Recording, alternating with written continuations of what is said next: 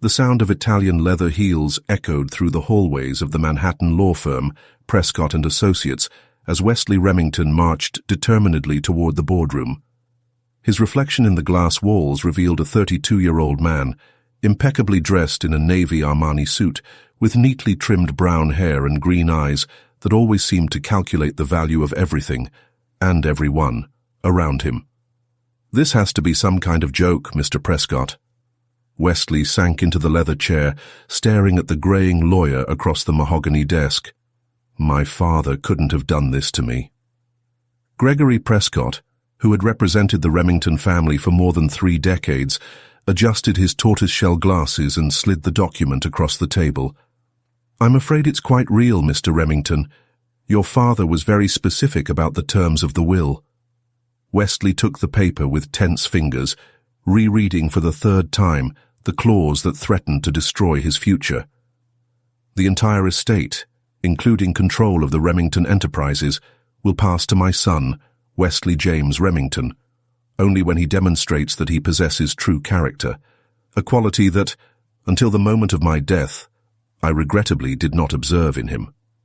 $50 million and control of a Fortune 500 company, depending on a concept as subjective as character." Wesley ran a hand through his hair, messing up his meticulous hairstyle. "How is that even legally valid?" "Your father consulted numerous experts to ensure the clause was unquestionable." Prescott leaned forward. "He has established a board that will evaluate his actions for the next 6 months. If he does not demonstrate significant change, the inheritance will be divided between charities." The empire that his father had built over 40 years, and that Wesley had spent the last decade preparing to take over, could slip through his fingers like sand.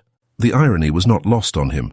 Richard Remington, even dead, still found ways to express his disappointment with his only son. That night, in his Upper East Side penthouse, Wesley watched the lights of Manhattan through the glass wall while swirling a glass of 30-year-old whiskey. That's when the idea began to take shape in his mind. Risky, possibly immoral, but potentially brilliant. The next morning, an accidental fall at his private gym resulted in a temporary injury that affected his vision. The official medical diagnosis, temporary blindness, with recovery expected in a few weeks. "I need someone qualified, discreet, and available for immediate change," Wesley instructed his executive assistant. "Someone who can help me adapt to this situation." In less than 24 hours, Harper Kennedy was walking through the lobby of the Remington building. Age 28, with red hair tied into a practical bun and an impeccable record in home nursing, she carried only a battered backpack and a determined expression that contrasted with her luxurious surroundings. "Mr. Remington," his voice had a soft but firm tone, "I'm Harper Kennedy, your new nurse." Wesley, sitting in his favorite armchair wearing sunglasses, turned toward the voice. "Miss Kennedy, I hope you are prepared for full dedication. My condition requires constant attention." "You can be sure I am," Harper responded, already assessing the environment and the patient with trained eyes. "But I must warn you that I'm not one to paprika my patients. Independence is key to recovery." Something about the woman's blunt directness caught Wesley off guard. He was used to people who bowed to their position and wealth, not someone who set clear boundaries on the first meeting. What Wesley couldn't predict was how this impulsive decision would change his life. In the days that followed, Harper proved herself to be more than competent. She was perceptive, compassionate about her real limitations, but ruthless in her attempts at manipulation. "You know," she commented in a low voice as she organized her medications, placebos of course, but she didn't know that, thinking he couldn't hear her, "for someone who has everything, you act like the world owes you even more." Those words, spoken without knowing they were heard, hit Wesley with unexpected force. It was the first time in years that someone had dared to criticize him without reservations or ulterior motives. As the days turned into weeks, Wesley found himself looking forward to the moments with Harper. She read to him, a need he invented, discussed literature and politics, and occasionally blurted out brutally honest comments about his personality, when she believed he was asleep or distracted. The plan was simple: use this period of blindness to observe how the people around him, employees, associates, and, now, Harper, acted when they thought he couldn't see them. The board would certainly consider this a demonstration of character, learning to trust and evaluate people beyond appearances. What Wesley didn't plan on was falling in love with the one person who knew him at his worst and still treated him with a unique blend of compassion and brutal honesty. Every day it became harder to keep up the charade, especially when every moment of genuine connection with Harper was built on a lie. In his private office late at night, Wesley removed his sunglasses and stared at his reflection in the mirror. The Remington fortune was within his reach, but for the first time in his life, money didn't seem to be the most important thing. The true test of character would not be how he manipulated the situation to his benefit, but how he found the courage to be honest, with Harper and, most importantly, with himself. The question that tormented him was, when the truth came out, would there be forgiveness for a lie born of ambition, but transformed by unexpected love? Harper Kennedy was not easily intimidated. After years of working in the trauma wards of Mass General Hospital in Boston, she had developed a tough shell that allowed her to handle any situation. But something about Wesley Remington intrigued and disturbed her simultaneously. "Mr. Remington, your 10 a.m. medications," she announced, entering the penthouse's main office. The aroma of premium coffee wafted through the air, and she found her patient sitting at his desk, sunglasses firmly in place, pretending to examine Braille documents that she suspected he could barely read. "Leave it there, Miss Kennedy," he replied, gesturing vaguely to the table. "And I told you to call me Wesley." "And I already told you that I prefer to remain professional," she replied, placing the pills next to a glass of water. She watched as he felt for the items, with a precision far too suspicious for someone recently blind. Alone in her assigned room that night, Harper updated her notes on the patient. Something didn't fit. In his years of experience with patients with temporary vision loss, he had never seen anyone adapt so quickly. It was as if... "No," she muttered to herself, shaking her head. "It would be crazy." The next morning, he decided to test his theory. During breakfast, he accidentally knocked over an empty cup next to Wesley. He dodged instantly, an impossible reflex for someone truly blind. Harper felt her heart speed up. Anger began to bubble in her chest, but years of medical training made her maintain her composure. If he was faking it, there was a reason, and she would find out what it was. "Tell me about your family," she asked during one of the reading sessions, closely watching their reactions. Wesley tensed for an almost imperceptible moment. "There's not much to tell. My father passed away recently, my mother years ago, an only child. It must be difficult to deal with a company of this size alone, especially now." "The council is taking care of everything temporarily," he replied, a little too quickly. Harper began to notice other details, how he seamlessly navigated rooms when he thought he was alone, how his eyes occasionally followed movements through his sunglasses, how he reacted to facial expressions he shouldn't be able to see. What surprised her was that, even though she suspected the hoax, she couldn't completely despise him.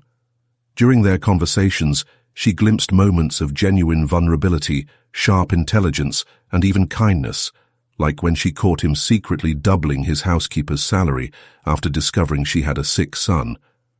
One night, as she organized his medications, thinking he was sleeping on the couch nearby, she murmured, "You could be an amazing person if you stopped trying to prove yourself through money." What she didn't notice was the slight quiver on Wesley's lips when he heard her words. The weeks turned into a strange game of cat and mouse. Harper continued to provide exemplary care, but he also left little traps to confirm his suspicions. Wesley, for his part, seemed increasingly troubled, not by his attempts at exposure, but by something deeper. "Why did you choose nursing?" he asked one afternoon while she was changing his supposed bandages. "Because I wanted to make a real difference in people's lives," she answered honestly. "There is no pretension when someone is vulnerable and in need of help. It is the truest moment of being human." Wesley swallowed hard, and Harper realized that his words had reached him in some way. What she didn't know was that every moment of her honesty made his lie heavier. Wesley found himself admiring the way she bit her lip when she concentrated, the way her green eyes sparkled when she talked about her past patients, the way her heartfelt laugh echoed through the hallways of the apartment. Harper, for her part, was struggling with a growing attraction to the man behind the mask. Not the arrogant millionaire, but the man who occasionally blurted out insightful comments about literature, who demonstrated a surprising understanding of social issues, who seemed to be struggling with something bigger than his supposed medical condition. One night, during a particularly bad storm, the building's power failed. In the total darkness, Harper heard Wesley calling out to her, true panic in her voice. "I'm here," she replied, carefully navigating the dark hallway. When she found him, their hands touched in the dark, and for the first time there was no pretense between them, just two people searching for connection in the darkness. "Sometimes," he whispered, "darkness shows us what we can't see in the light." Harper felt her heart sink. At that moment, she realized that she was in love with a man who was living a lie, and that this lie, paradoxically, was revealing her deepest truth. The light came back on a few minutes later, and with it, the masks went back into place. But something had changed irrevocably between them. The question was, how much longer could this dance of truths and lies continue before someone was irreparably hurt? The night of the storm changed everything. Even after power returned, an invisible current remained between Harper and Wesley, a palpable tension that neither dared to openly acknowledge. During breakfast the next day, Harper watched his patient with a new eye, analyzing every movement that was too calculated for someone supposedly blind. "We need to talk about your physical therapy," Harper announced, placing a cup of coffee in front of him with more force than necessary. The liquid teetered dangerously close to the edge, and once again, Wesley reacted with two quick reflexes. "I don't see the need to," he started, but Harper cut him off. "Interesting choice of words, Mr. Remington. See need." His voice was loaded with meaning. Just as it's interesting how you can dodge falling objects or find your coffee cup without feeling around the table. The silence that followed was deafening. Wesley remained still, tension visible in his broad shoulders beneath his grey cashmere sweater. "I don't know what you're talking about," he replied finally, but his voice betrayed a slight hesitation. Harper leaned across the table, lowering her voice. "You know what else is fascinating? How your eyes perfectly follow the movement of my lips when I speak. A true medical miracle, don't you think?" Wesley's face subtly paled. At that moment, Harper knew his suspicions were correct, but the confirmation didn't bring the satisfaction he'd hoped for. Instead, he felt a confusing mix of disappointment and curiosity. "Why?" she asked simply, surprising him with the calm in her voice. Wesley slowly removed his sunglasses, revealing those intense green eyes that had haunted Harper's thoughts for the past few weeks. "It is complicated." "Simplify it for me," she replied, crossing her arms. "I owe it to someone who spent weeks caring for a non-existent condition." The confession came in reluctant fragments. Wesley explained about the will, the advice, the need to prove his character. With every word, Harper felt his professional indignation fighting against an involuntary understanding of his motivation. "So you decided to manipulate people to prove yourself trustworthy?" The irony in his voice was cutting. "Brilliant plan." "That's not how it was supposed to happen." Wesley ran his hands over his face, looking truly troubled for the first time since Harper had met him. "You weren't in the plans. None of this was." "What exactly wasn't in the plans, Mr. Remington?" "You. Your honesty. The way you see me. Not the millionaire, not the Remington heir, but just me." He faced her directly now, with no barriers between them. "And how it made me want to be better." Harper felt his heart race, but he maintained his professional composure. "That doesn't change the fact that you lied. To me, to everyone." "I know," he admitted, standing up and walking over to the window that offered a panoramic view of Manhattan. But for the first time in my life, the lie showed me a truth I wasn't ready to see. And what would that truth be? That all the money, all the power that I was so desperate to keep, none of that matters compared to having someone who sees through the masks I've spent my entire life constructing. Harper felt his defenses begin to waver. Don't try to manipulate me with nice words, Wesley. I'm a nurse, not a character in a novel. I'm not manipulating. He turned to face her. I'm being honest for the first time in weeks, maybe for the first time in years. The silence between them was filled with unspoken possibilities. Harper knew he had to leave immediately, report the fraud, end this absurd chapter of his life, but something kept her there. Perhaps the same strength that had made her see past his arrogant facade in the first place. What are you going to do now? She asked finally. Honestly, I don't know. The original plan seems ridiculous now. Wesley approached her cautiously. But I know I don't want to lose the one person who showed me that I can be more than my last name or my bank account. I can't continue being your nurse, Harper stated firmly. I'm not asking for that, he replied softly.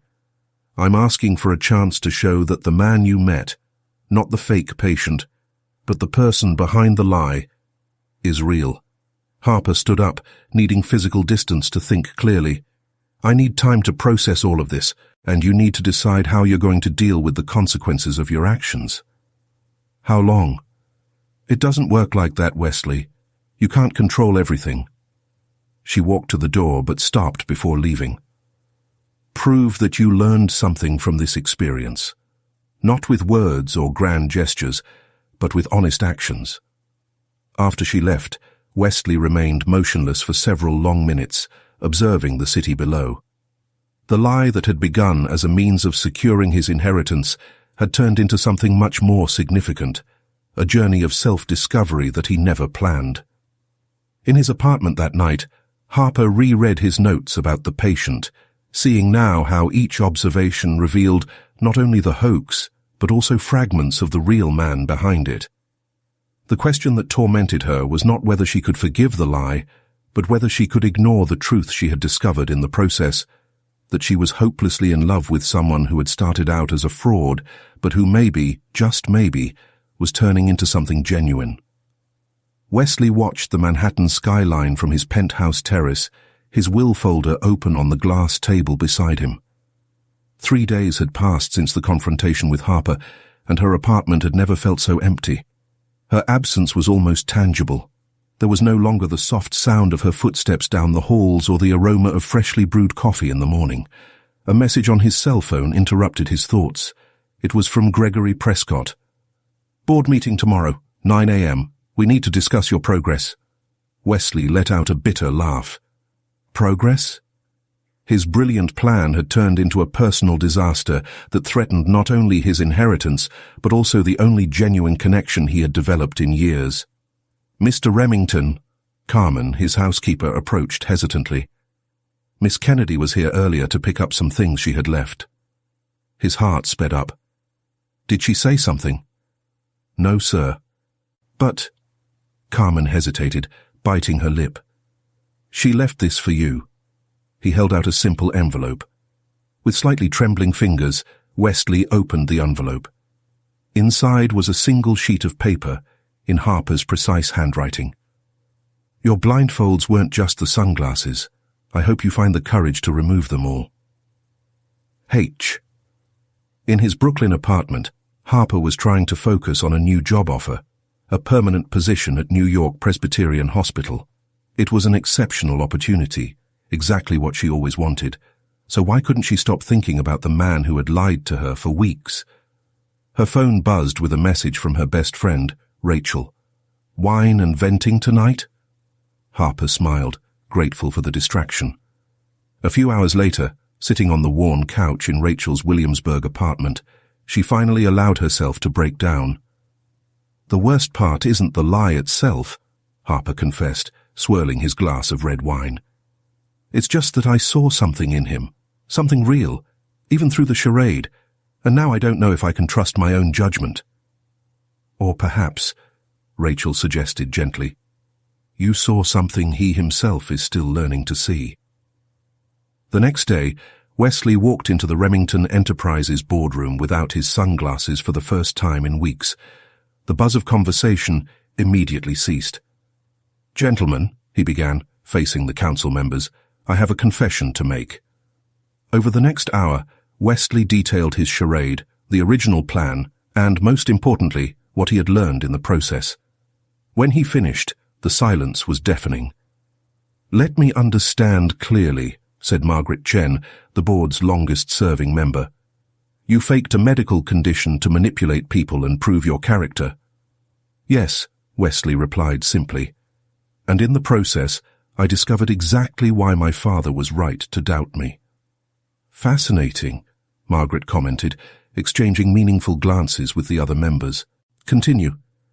"I met someone who showed me a real mirror, not one that reflects only what I want to see, but one that shows who I really am.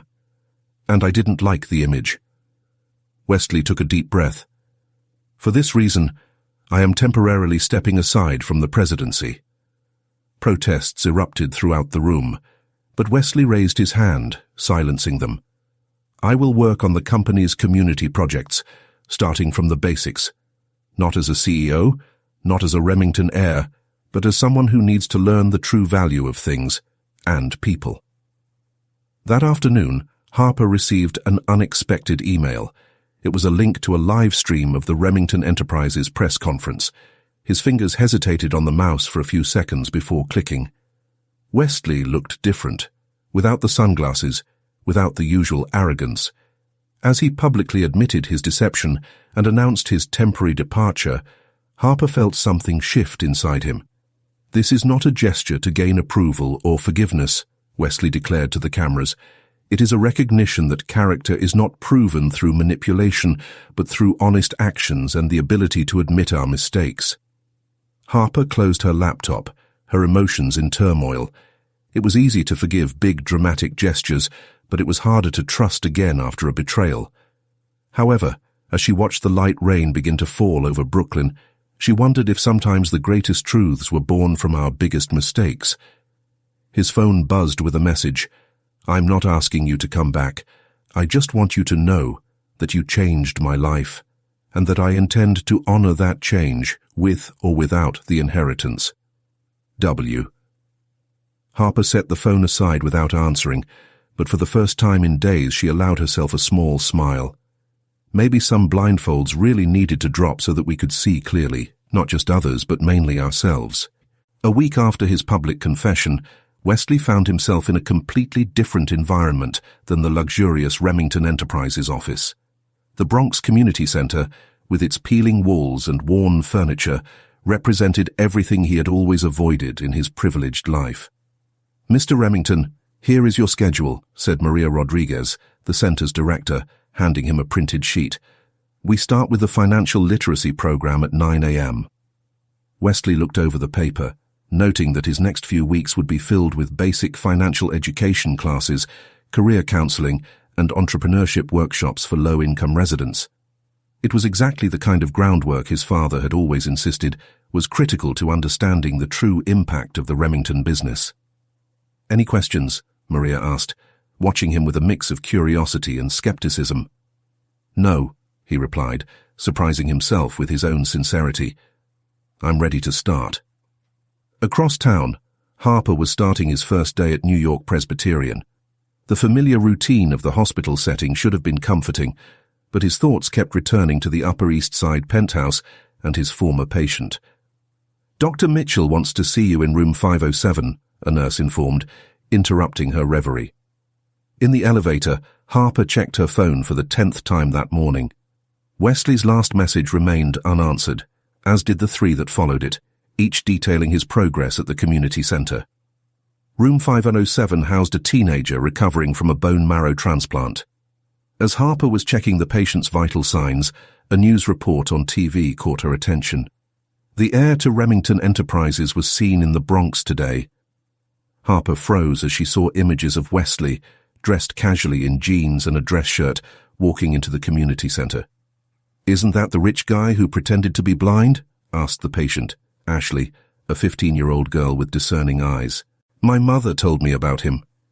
Yeah, that's the one, Harper replied, trying to maintain a neutral tone.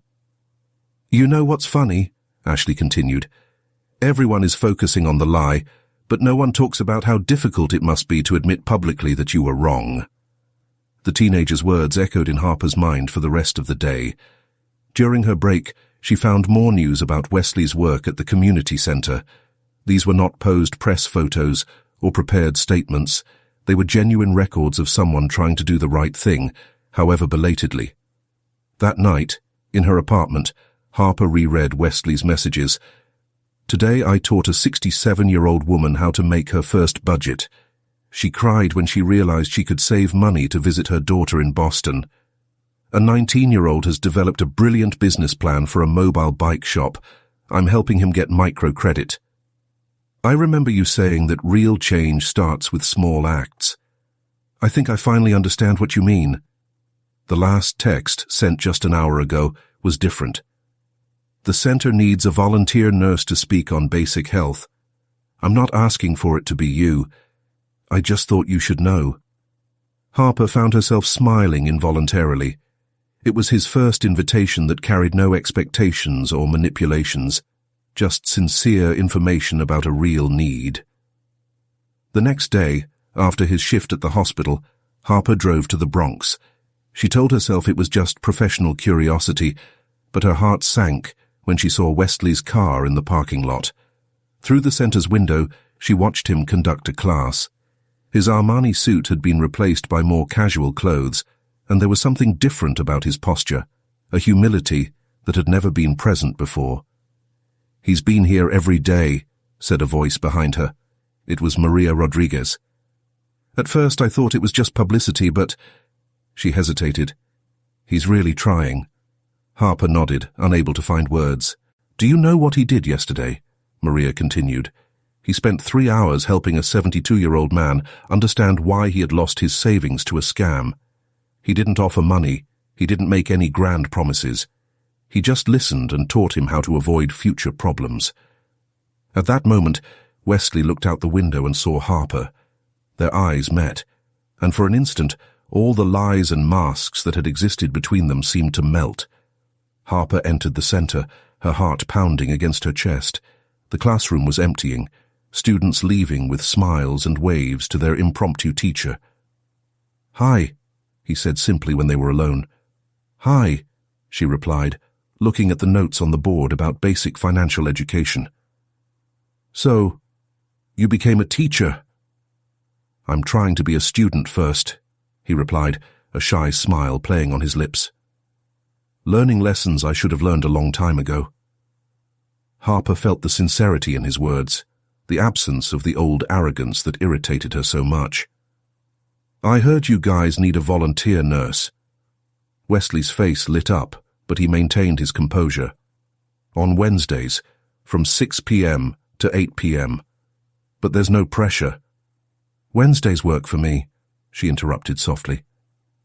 They were silent for a moment, the air between them thick with unspoken possibilities. Finally, Harper spoke. That doesn't mean all is forgiven. I know. But it means I'm willing to watch, she continued. See if this change is real. That's all I can ask, Wesley replied, and for the first time since meeting him, Harper saw complete honesty in his eyes. Fall has arrived in New York, bringing a cool breeze and new routines for Harper and Wesley. Wednesdays at the Bronx Community Center became an unplanned meeting point between them, where their very different lives intertwined for a few hours. The pressure's a little high today, Mr. Martinez, Harper explained to a middle-aged man during one of his health talks. Let's review your diet and medications. Across the hall, through the open door, Wesley was conducting his personal finance class. Harper occasionally captured snippets of his voice, noting how he had abandoned the condescending tone that once marked his interactions. There's no such thing as a stupid question when we talk about money, she heard him say. Believe me, I've learned more from you in the last few weeks than I have in my MBA years. After classes, it became an unintentional habit to share a coffee at the small restaurant on the corner. It was a simple establishment, light years away from the refined restaurants Wesley used to frequent, but there was an authenticity to the place that suited his new phase. "How is it at the hospital?" Wesley asked, watching Harper add 2 packets of sugar to her coffee. "Different than I expected," she admitted. "I miss the closer contact with patients that I had in home nursing." "That's why you keep coming here on Wednesdays?" Harper considered the question for a moment. "Partially. The center offers something the hospital can't, a chance to really make a difference in people's lives, even if on a small scale." "Small scale," Wesley repeated thoughtfully. "You know, I spent so much time thinking about big numbers, million-dollar acquisitions, that I forgot how significant small changes can be." His phone vibrated. It was Gregory Prescott. Harper noticed how Wesley hesitated before declining the call. "Is the council still pressing about the inheritance?" "Constantly," he sighed. "But for once, it's not my main concern." Harper studied his face, looking for signs of the old Wesley, the calculating manipulator who had faked a disability to achieve his goals. In his place, he found someone more complex, someone genuinely struggling to reconcile his past with who he was becoming. "Maria told me about the microcredit fund you're helping to establish," she commented. "It's a pilot project," Wesley explained, genuine excitement in his voice. "I realize that a lot of people here have brilliant ideas. They just need a real opportunity. Like Ashley, the girl from the bike shop." "Exactly. She didn't need charity. She needed someone who believed in her potential and offered proper guidance." The sun was beginning to set, painting the Bronx sky in shades of orange and pink. Harper checked his watch. His shift at the hospital would start in 2 hours. "I need to go," she said, standing up. "Harper," Wesley called when she was at the door, "there's a Remington Foundation fundraiser on Saturday. It would mean a lot to me if you could come." She hesitated. Social events in New York high society were not his natural environment. "It's not what you think," he added quickly.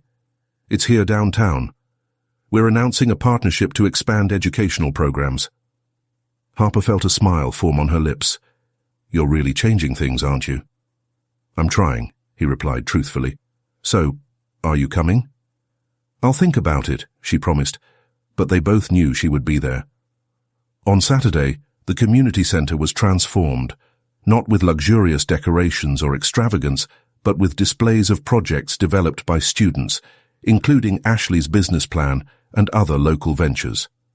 Harper watched from afar as Wesley presented the initiative to the Remington board. He looked elegant in his suit, but there was something different about his posture, a humility that didn't diminish his presence, only made it more authentic. "He talks different now," Maria commented, approaching Harper. "Less like someone trying to impress, and more like someone who really cares." "I noticed," Harper replied softly. Later, when most of the guests had left, Harper found Wesley sitting on the center's entrance steps, loosening his tie. "It was a beautiful performance," she said, sitting down next to him. "It was real," he replied. "For the first time in my life, I'm not trying to prove anything to anyone. I just want to do the right thing." Harper felt her heart quicken as he turned to face her. "Did the council approve the project?" "They approved it, but honestly, even if they hadn't approved it, I would have found a way to make it happen." What happened to Wesley, who only cared about his inheritance? He met a stubborn nurse who made him realize that there are things more valuable than money. He smiled, his green eyes shining with a mix of humor and vulnerability. The moment was interrupted by Ashley, who was leaving the center carrying her revised business plan. "Mr. Remington, Miss Kennedy," she called excitedly. "I got the microcredit." As they watched the young entrepreneur walk away with her mother, Harper realized that something fundamental had changed, not just in Wesley, but in how she saw him. The lie that had brought them together had become a catalyst for something deeper and truer. "So," Wesley said softly, "am I still under observation?" Harper allowed himself a small smile. "Always. But so far, you're doing surprisingly well." An unexpected phone call interrupted Harper's routine on a rainy Thursday. Gregory Prescott, the Remingtons' attorney, requested their presence in his office for a confidential conversation. The unusual request made her apprehensive, but her curiosity prevailed. Prescott's Park Avenue office exuded power and tradition. Harper, in her hospital scrubs, felt out of place between the mahogany and the leather. "Miss Kennedy," Prescott began, adjusting his tortoiseshell glasses, "I appreciate your coming. I'm conducting a final review of Mr. Remington's progress to the board, and your perspective is crucial." Harper kept his expression neutral. "I don't understand how I can help, considering the circumstances of our initial association." "Precisely why," Prescott leaned forward. "You were inadvertently part of his original strategy, but also a witness to his transformation. The council wants to understand whether this change is genuine." The irony was not lost on Harper, being there to potentially validate the character of someone who had started their relationship with an elaborate lie. "What exactly do you want to know?" "Your honest assessment. Is the Wesley Remington you know today the same man who pretended to need your care?" Harper carefully considered his answer. "No. The man I initially met was obsessed with keeping his fortune at any cost.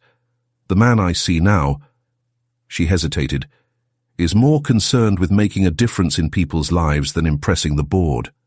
"Interesting," Prescott muttered, taking notes. "And you believe this change is permanent?" "I believe he finally understood what his father was trying to teach," Harper replied. "True character is not measured by financial achievements, but by the impact we make on the lives of others." After the meeting, Harper walked a few blocks before catching a taxi, his mind reliving the past few months. At the community center, he had watched Wesley transform from an arrogant executive into someone who genuinely cared about the well-being of others. Her phone vibrated. It was a message from Wesley. "Ashley got the first customer for her mobile bike shop.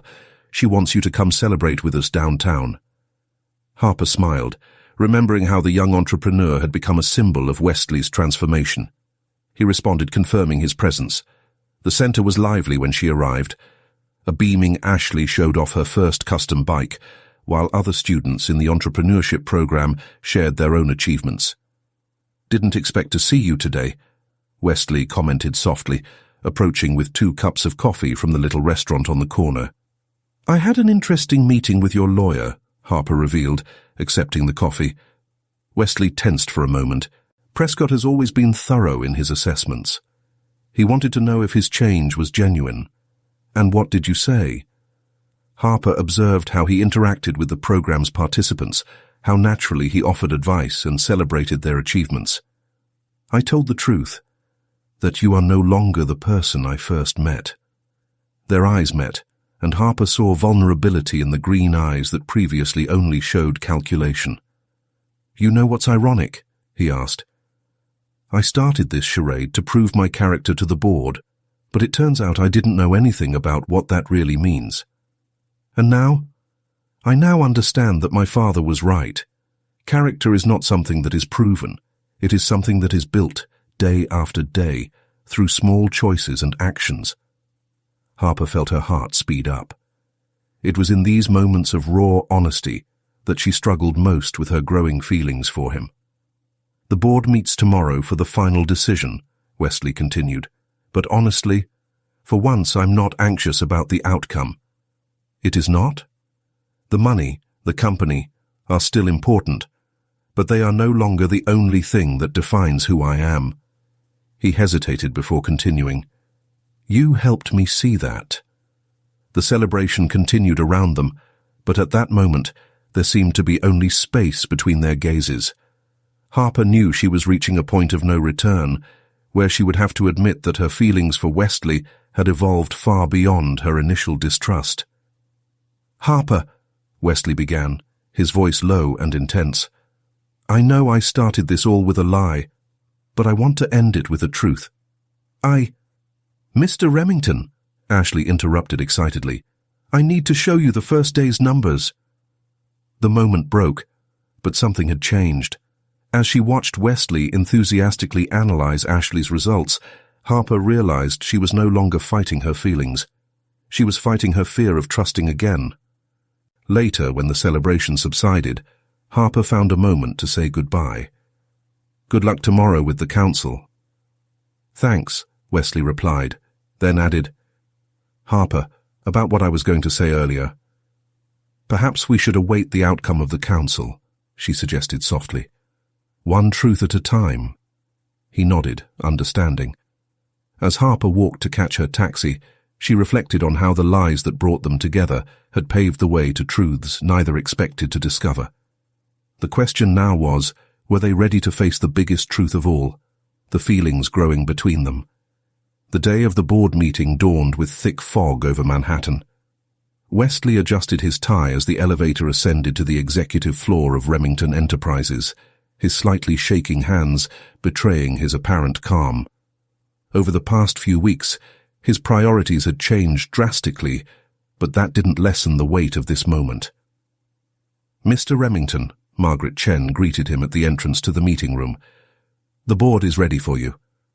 Before he could enter, his phone buzzed with a message from Harper.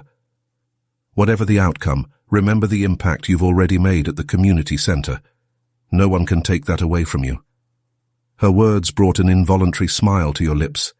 It was typical Harper, straight to the point, no flourishes, but delivering exactly what he needed to hear. "Gentlemen," Wesley began, staring at the familiar faces around the mahogany table. "Before you present your decision, I would like to share something." Gregory Prescott raised an eyebrow, but gestured for him to continue.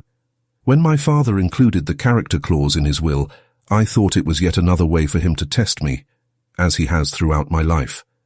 So I came up with a plan that I thought was brilliant at the time, but which I now see as further proof that he was right about me." Wesley paused, remembering Harper's heartfelt words during those first few weeks of his charade. But something unexpected happened. In the midst of my attempt to manipulate the situation, I met people who showed me the true meaning of character, not through grand gestures or planned demonstrations, but through small, daily truths. Margaret Chen leaned forward, her expression unreadable. "And what exactly did you learn, Mr. Remington?" "Character is not something that can be proven in 6 months to earn an inheritance. It is something that is built through consistent choices, even, and especially, when no one is watching." Meanwhile, at the hospital, Harper tried to focus on her tasks, but her thoughts kept returning to the board meeting. A part of her wanted to be there, to witness the moment that could change Wesley's life. Another part was grateful for the distance, needing that space to process her own conflicting feelings. "Dr. Kennedy," a voice called her. It was Ashley, the young entrepreneur from the community center, holding her arm with a pained expression. "Ashley, what happened?" "Accident at the bike shop. I think I sprained my wrist when a bike fell," the girl explained, trying to smile through the pain. While tending to Ashley's wrist, Harper couldn't help but notice how the universe had a quirky sense of humor. Here she was, treating the person who, in some ways, embodied Wesley's transformation. "Mr. Remington helped me so much," Ashley commented as Harper bandaged her wrist. "Do you know what he did yesterday? He personally came to help me reorganize the workshop, even though he was wearing that expensive suit of his." Harper smiled, imagining Wesley stained with bicycle grease. "He's changed a lot since I met him." "It's because you made him want to be better," Ashley said with the surprising wisdom of young people. "He talks different when he mentions you, like you're like his moral north or something." Back in the boardroom, the tension was palpable as Margaret Chen stood with a sealed envelope. "Mr. Remington, your journey over the past few months has been interesting. It began with a clear display of the behavior your father feared, manipulation and lack of consideration for others. However, Wesley stood his ground, even as his heart raced. Yet what we observed next was something Richard Remington had always hoped to see: true transformation, not through grand gestures or calculated maneuvers, but through genuine changes in behavior and priorities. Margaret slid the envelope across the table. "The council voted unanimously. The inheritance is yours, Mr. Remington, but something tells me that's no longer the most important thing to you." Wesley took the envelope with steady hands, surprising himself at his own calm. "No, it's not." Leaving the Remington building, Wesley did not proceed to his penthouse as planned. Instead, his driver took him straight to New York Presbyterian Hospital. He needed to see Harper, needed to share not just the outcome of the meeting, but something much more important that he had realized throughout the process. However, when he arrived at the emergency department, he only found Ashley, who smiled when she saw him. "She's on the terrace," the young woman informed him, lifting her bandaged wrist.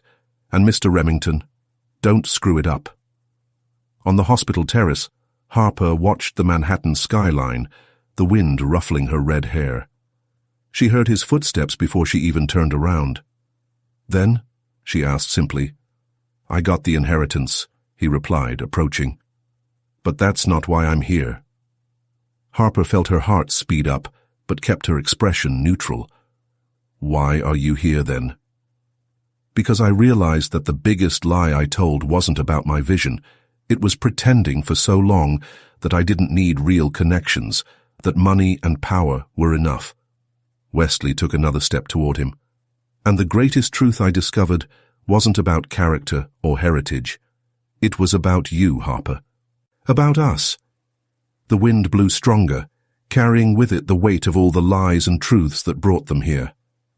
Harper stared into those green eyes that once pretended not to see, but now saw her completely. "And what is this truth, Wesley?" The wind on the hospital terrace carried the weight of months of lies, revealed truths and unexpected transformations. Wesley took another step toward Harper, closing the physical distance between them, even though there were still so many emotional barriers to break down. "The truth is, I fell in love with you, Harper. Not the idea of you, not the role you played in my transformation, but the person you are. The woman who wasn't afraid to tell me hard truths when she thought I couldn't see it." Harper felt her heart race, but years of professional experience helped her maintain her composure. "Wesley, you just received your inheritance.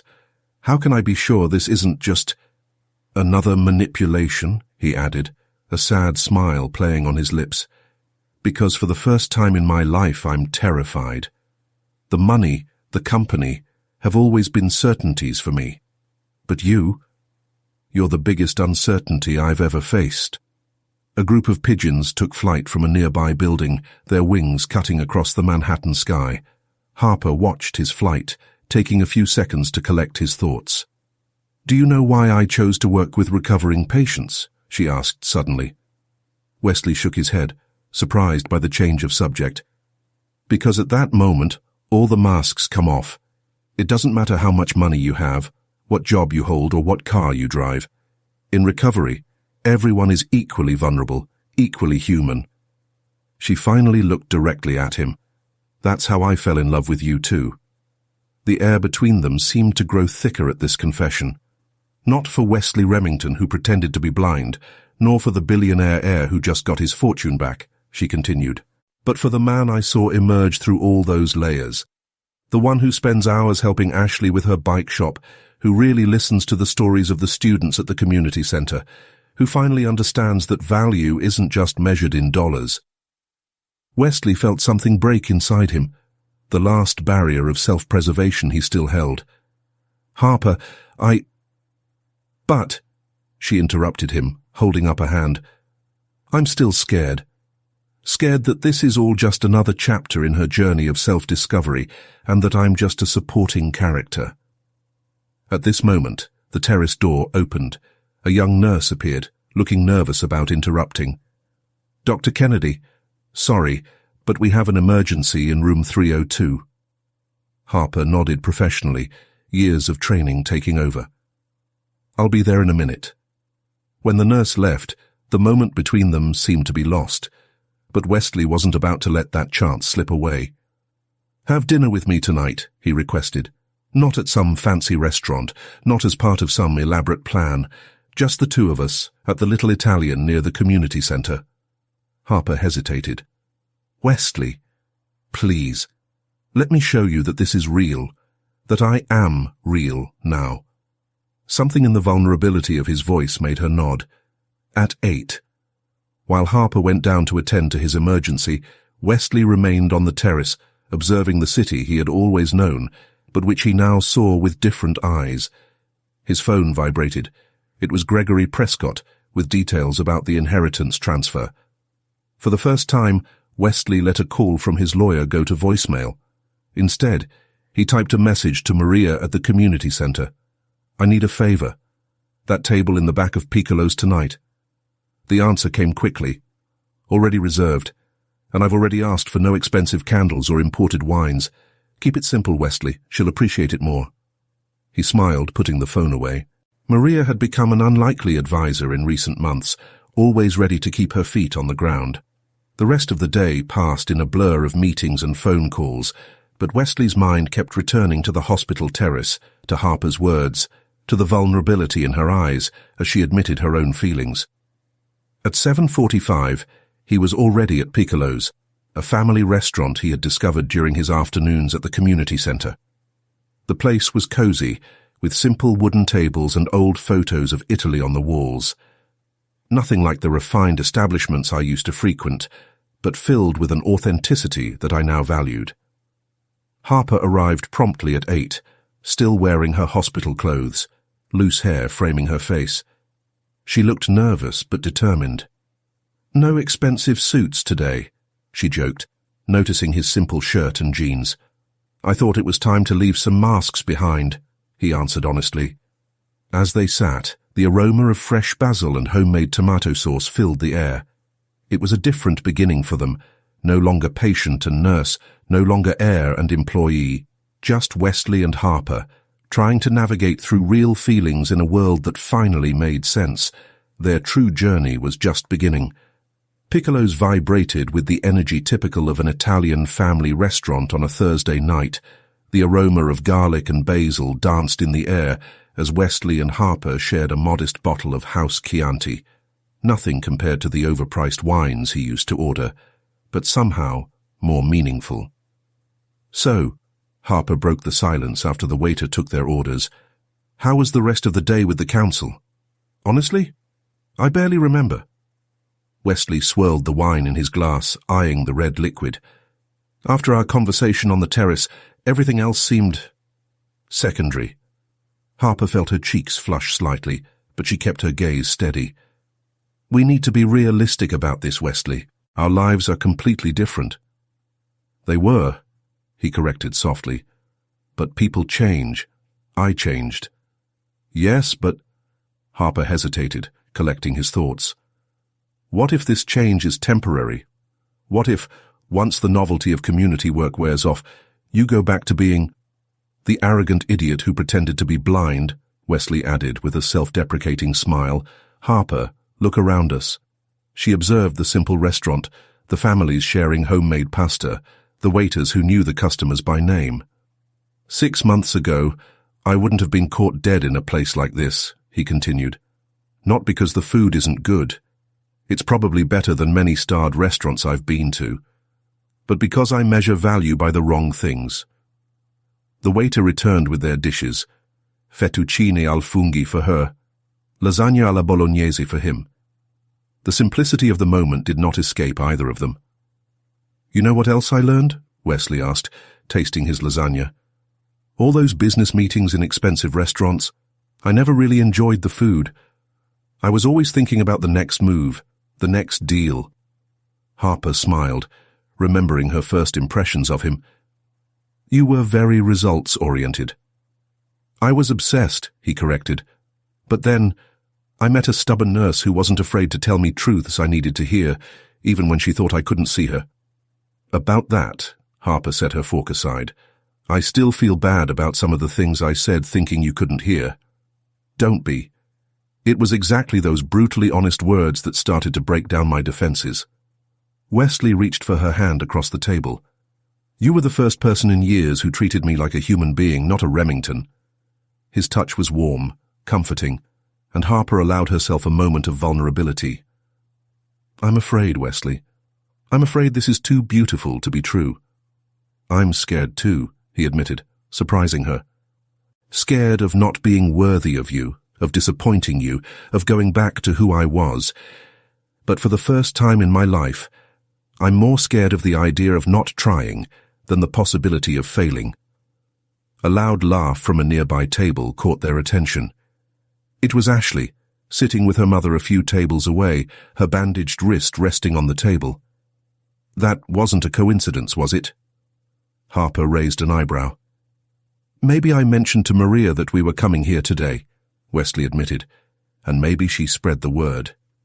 The former Wesley would have reserved the entire restaurant to ensure privacy. The new Wesley understands that some of the best things in life happen when we don't try to control everything. They finished dinner between light conversations and meaningful looks. When they left the restaurant, the New York night enveloped them with its characteristic energy. I can take you home, Wesley offered, but made no move to call his driver. I'd rather walk, Harper replied. It helps me think. Can I walk with you? She nodded, and they began crossing the Bronx streets side by side. The silence between them was comfortable, full of possibilities. Wesley, Harper stopped under a streetlight, turning to face him. I need you to understand something. If we're going to try this, it has to be real. Completely real. No games, no manipulations, no trying to impress me with grand gestures. Harper, he held her hands, his intense gaze fixed on hers. I've spent my whole life trying to impress people. With you, for the first time, I just want to be myself, even if that myself is still learning who it is. She smiled, a genuine smile that lit up her eyes. I think I can work with that. There, under the lights of the city that never sleeps, Wesley leaned in slowly, giving Harper time to step back if he wanted. She didn't back down. When their lips met, it was a soft, honest, unassuming kiss, just like the new relationship they were beginning to build. Does that mean you're going to give me a chance? He whispered when they broke apart. It means we'll find out together, she replied, intertwining her fingers with his as they resumed their walk. One day at a time. News of Wesley Remington and Harper Kennedy's relationship quickly spread through the Bronx Community Center like an excited whisper. Maria watched with a pleased smile as the couple arrived together for their respective Wednesday activities, their hands occasionally touching in discreet but meaningful gestures. You guys aren't being subtle at all, Maria commented one afternoon, finding Harper organizing materials for her talk on preventative health. The whole center is talking about how the mighty Mr. Remington seems more human now. Harper blushed slightly, but kept her focus on the pamphlets she was organizing. We're trying to keep things professional here. Professional is how he looks at you when he thinks no one is watching, Maria teased gently, because that look is anything but professional. The last few weeks had been a delicate dance between the personal and the professional. During the day, Harper maintained her routine at the hospital, while Wesley balanced her responsibilities at Remington Enterprises with her growing involvement at the community center. At night, they discovered new sides of each other over simple dinners and walks around the city. You know what's weird? Harper confided in Maria. See how differently he deals with people now. Yesterday, we took the subway together and he spent 20 minutes talking to a street vendor about informal entrepreneurship. The same man who used to have a personal driver for every day of the week. Himself, Harper smiled, remembering the scene. And the most surprising thing is that it didn't seem forced or calculated. He was genuinely interested in the man's story. On the other side of the center, Wesley conducted his personal finance class, but his thoughts occasionally wandered to Harper. The transformation in his life was profound, not just in how he saw the world, but in how the world saw him back. Mr. Remington? Ashley's voice brought him back to the present. Can you review my bike shop expansion plan? Wesley examined the numbers carefully. Impressive, Ashley. But don't you think you're being too conservative with your projections? I learned from the best, she smiled. You always say it's better to underestimate earnings and overestimate expenses. Touché, he laughed, realizing how his own lessons had evolved.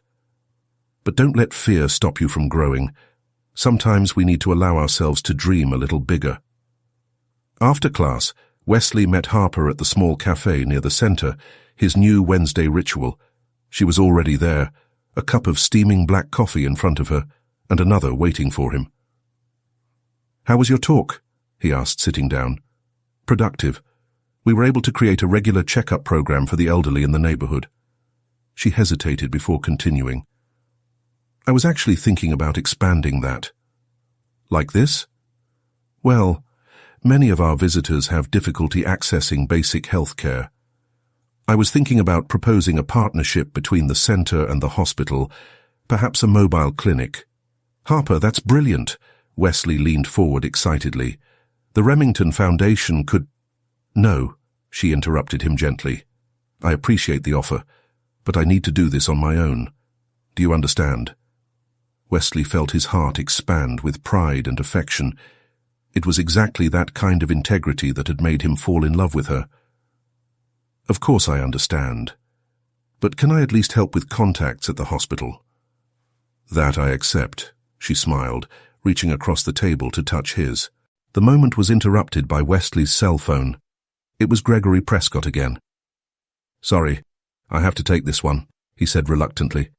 "Prescott's been trying to talk to me all day." Harper nodded, watching as he walked away to answer the call. Through the cafe window, she saw him run a hand through his hair, a gesture she now recognized as a sign of concern. When he returned, his expression was tense. "The board wants to make some changes to the structure of the company. Significant changes." "What kind of changes?" "They want to create a more robust corporate social responsibility division. In fact," he hesitated, "they want me to lead it personally." Harper felt her stomach turn into knots. "That would mean—" "It would mean splitting my time between the community center and the company, but in a more official way, turning what we started here into something bigger." "Wesley, that's amazing," she exclaimed, genuinely happy for him. "But there's more," he continued, his intense gaze fixed on her. "They also suggested partnering with local hospitals for community health programs. And I thought, well, if you're interested in leading that aspect—" Harper felt her heart speed up. The opportunity was tempting, a chance to expand his work to a much larger scale, but "I don't want people to think I achieved this because of our relationship," she said finally. "What if you got it because of your mobile clinic project? How about presenting it directly to the council, without my interference?" She considered the proposal. It was a chance to make a real difference, on your own terms. "I'll think about it," he finally replied. Wesley smiled, that smile he now reserved just for her, no longer arrogant or calculated, but full of genuine affection and understanding. "That's all I ask," he said softly. "After all, you taught me that the best decisions are the ones we make with our hearts, but without losing our reason." As they walked back downtown, hand in hand under the autumn New York sky, they both reflected on how their lives had changed. What had started as a lie had turned into something profoundly true, proving that sometimes the best new beginnings come from our biggest mistakes. The news about Remington Enterprises' new social responsibility division shook the financial market. The Wall Street Journal published a cover story analyzing the dramatic transformation of the Playboy heir into a socially conscious executive. Wesley watched the hubbub with a mixture of amusement and irritation, especially when reporters began speculating about his personal life and his relationship with a Bronx nurse.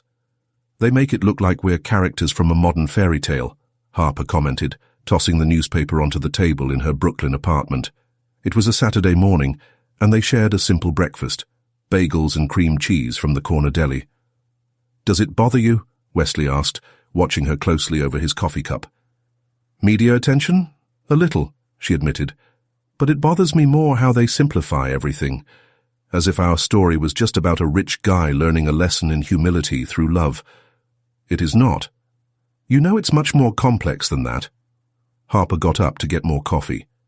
"It's about two people discovering who they really are, beyond the expectations and labels that society places on us." Wesley followed her into the small kitchen, leaning against the doorframe. Harper's apartment was the opposite of her penthouse, compact, cozy, filled with medical books and plants that she desperately tried to keep alive. He had fallen in love with every inch of that space that so perfectly reflected her personality. "Speaking of expectations," he began cautiously, "have you thought about presenting to the board?" Harper stirred his coffee thoughtfully. "I have a preliminary meeting with the hospital staff on Monday. They seem interested in the mobile clinic project." "That is great," Wesley approached, but noticed a hesitation in her expression. What it was? "It's just—" She bit her lip, a gesture he had learned to associate with her moments of vulnerability. "What if I'm not up to the task? It's one thing to organize talks at the community center.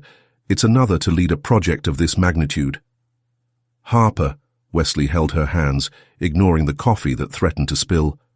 "You are the most competent person I know. And you know what? You have something that executives pay consultants millions to try to teach. Genuine compassion." "Now you sound like one of those consultants," she teased, but her smile was grateful. The moment was interrupted by Harper's phone. It was an emergency at the hospital. As she quickly prepared to leave, Wesley watched her efficient movements, admiring how she could switch so naturally between his Harper, the woman who teased him about his gourmet coffee addiction, and Dr. Kennedy, a dedicated life-saving professional. "See you later?" she asked, already at the door. "Of course. Do you want me to order something for dinner?" "How about we cook? You said you wanted to learn." Wesley laughed. "Are you sure you want to risk your cooking with me?" "Everyone has to start somewhere," she smiled, giving him a quick kiss before leaving. Alone in the apartment, Wesley began setting the breakfast table, reflecting on how his life had changed. A few months ago, the idea of washing dishes in a Brooklyn apartment would have seemed absurd. Now there was something deeply satisfying in the simplicity of these household chores. His phone vibrated. It was a message from Ashley. "Mr. R, I need help. I have a community radio interview about the bike shop, and I'm freaking out." Wesley smiled, quickly responding, "Take a deep breath. Meet you at Piccolo's in an hour." When he arrived at the restaurant, he found not only Ashley, but also his mother and Maria from the community center. The three women were discussing animatedly about how to present the business. "Mr. Remington," Ashley waved. "Sorry to call on your weekend, but—" "Hey, no excuses," he interrupted gently, sitting down. "Remember what I always say in class? Networking doesn't have an appointment," she recited, smiling. Over the next hour, they worked on Ashley's presentation, refining her pitch and practicing possible questions. Wesley was surprised to realize how much he had learned about effective communication since he started teaching at the center. "You know," Maria commented when Ashley and her mother went to the bathroom, "when you started here, I thought you were just another rich guy trying to clear his conscience, but you really care about these people." "They taught me more than I can ever repay," Wesley answered honestly. Her phone vibrated again. It was Harper. "Emergency resolved. Are you still up for cooking class? P.S. I stopped by the grocery store and bought a fire extinguisher just in case." Wesley laughed, showing the message to Maria, who nodded with a knowing smile. "You two are good for each other. She keeps you honest, and you're learning to be vulnerable." "I never thought I'd say this, but the best thing I ever did was pretend to be blind." "No," Maria corrected. "The best thing you did was really open your eyes." Harper's presentation to the Remington Enterprises board was scheduled for a Thursday morning. She nervously adjusted her navy blazer, a piece borrowed from her friend Rachel, as she watched the executives enter the boardroom. Wesley, sitting on the other side of the oval table, maintained a professional expression, although his eyes conveyed all the support he could not express verbally at that moment. "Dr. Kennedy," Margaret Chen began, "we look forward to hearing your proposal regarding the community health program." Harper took a deep breath, remembering Maria's words from the night before. "Show them what we in the Bronx already know, that you see people, not numbers." With growing confidence, Harper presented his mobile clinic project, backed by impressive statistics and impactful personal stories. When he arrived at the case of an elderly man who had been diagnosed with diabetes early thanks to one of his workshops at the community center, he noticed several board members exchanging approving glances. "Impressive, Dr. Kennedy," commented one of the directors after her presentation. But I have a question that everyone here is avoiding asking. How can we be sure this proposal is not influenced by your personal relationship with Mr. Remington? The silence that followed was tense. Harper felt Wesley shift uncomfortably in his seat, but maintained his composure. In fact, she replied calmly, it was exactly my relationship with Mr. Remington that made me question every aspect of this project twice as hard. Every number, every projection, every detail was reviewed exhaustively, because I know I need to prove my professional worth, regardless of any personal connection.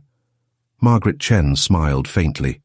And that is why your project will be approved, Dr. Kennedy. Not despite your relationship with Wesley, but because you have demonstrated enough integrity to allow your work to speak for itself. News of the approval spread quickly through the community center. Ashley organized a small celebration at Piccolo's, decorating a table with makeshift balloons and a slightly lopsided homemade cake that she had made herself. To our new Director of Community Health Programs. Maria raised her glass of cheap wine, surrounded by students and volunteers from the center.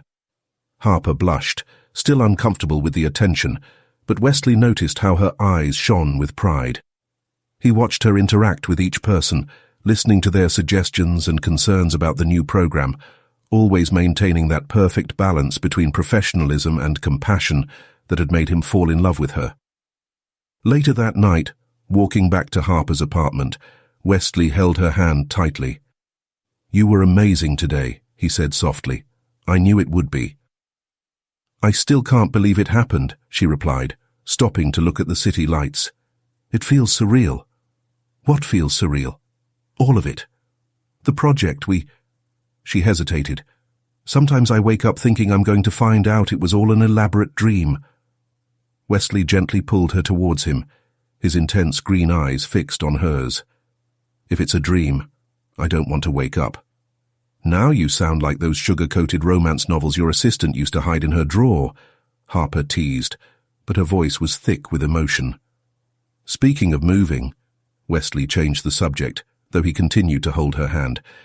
Gregory showed me some apartments today. Harper raised an eyebrow. I thought you loved your icing. I used to, but lately it's felt too empty. Impersonal. He paused, choosing his next words carefully. I found a place in Park Slope. It's not as luxurious, but it has character, and it's closer to the community center. And your work.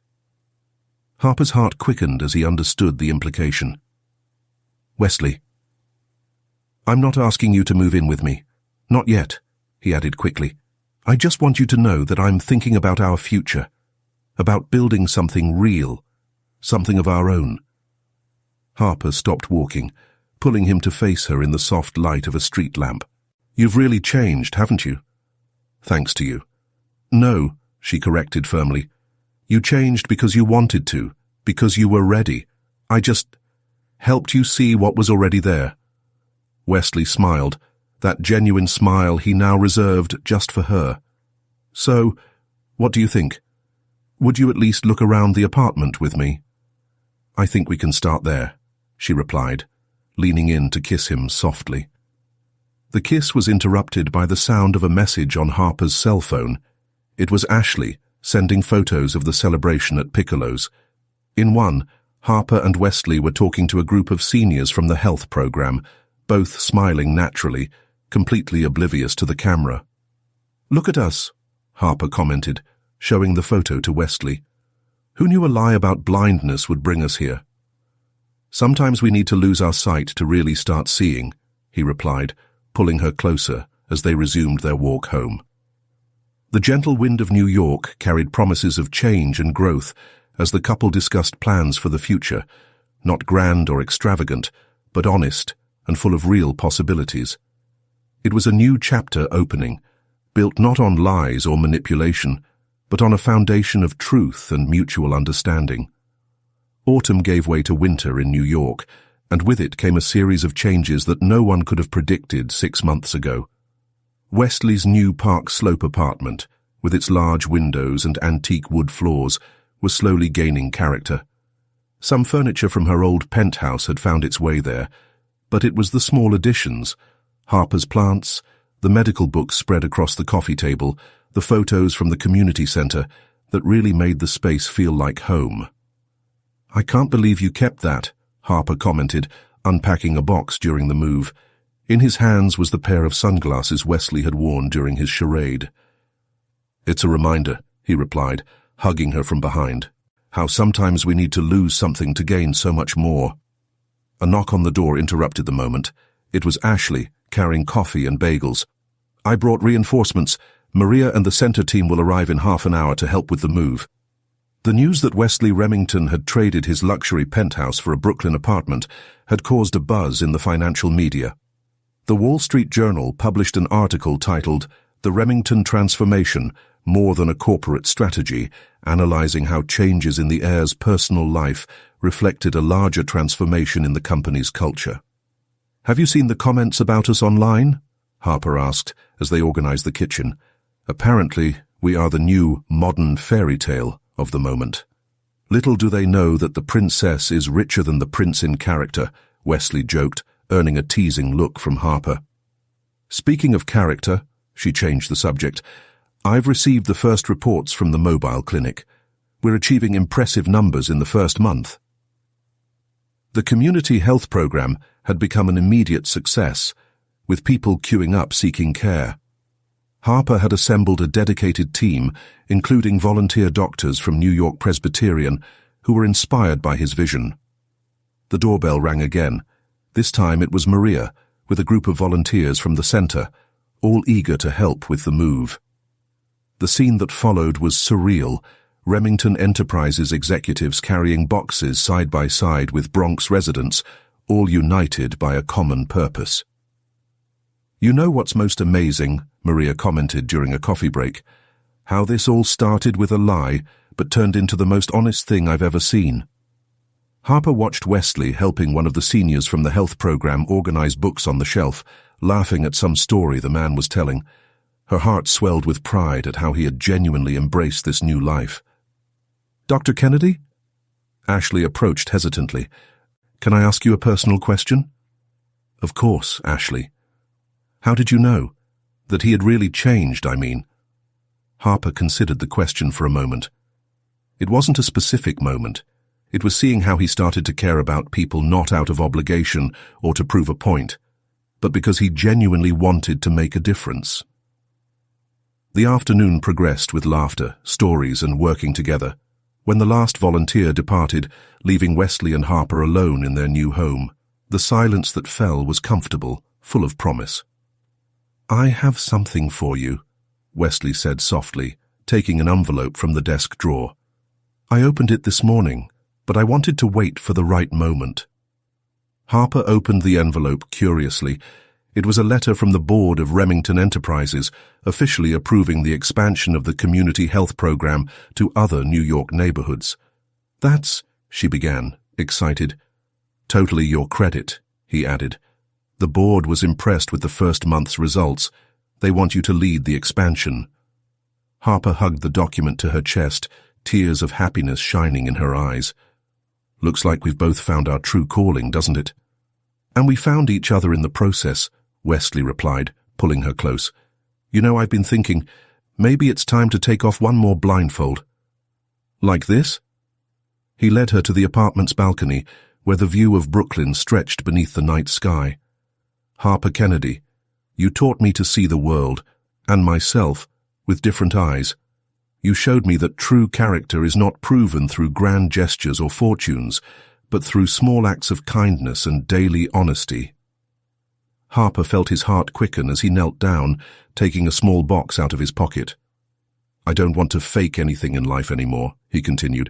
"I want to build something real, true, and meaningful with you. Will you marry me?" The ring was simple, elegant, nothing ostentatious like the old Wesley would have chosen. It was perfect. "Yes," she replied, her voice cracking with emotion. 1,000 times yes." From the neighboring apartment, sounds of celebration exploded. Ashley, Maria, and the entire community center group had planned this with Wesley, waiting for the right moment to celebrate. "You guys are impossible," Harper laughed as everyone invaded the apartment with champagne and sweets from Piccolo's. "One last organized surprise," Wesley promised, kissing her softly. "From now on, only truths." And so, under the lights of Brooklyn and surrounded by people who had become family, Wesley and Harper celebrated not just their engagement, but the extraordinary journey that brought them there. A story that began with a lie about blindness had turned into a profound truth about love, growth, and redemption. Because sometimes you have to lose your vision to really start to see what matters.